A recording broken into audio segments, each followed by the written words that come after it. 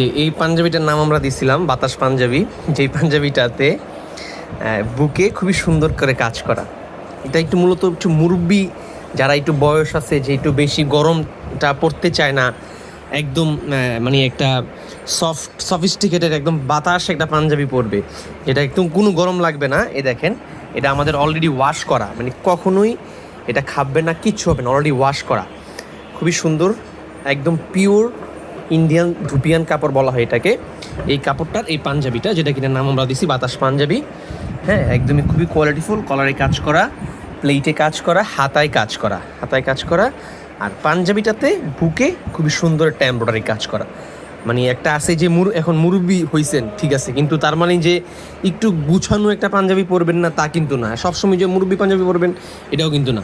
তো এটা আমি বলবো যে একদম পারফেক্ট যে কোনো বয়সের পাঞ্জাবি, মানে বয়স্কদের জন্য পারফেক্ট। কারণ কি, খুবই আরামদায়ক এই পাঞ্জাবিটা। ভেতরে একটা সেন্টু গেঞ্জি অথবা গেঞ্জি পরে পরবেন, খুবই সুন্দর লাগবে।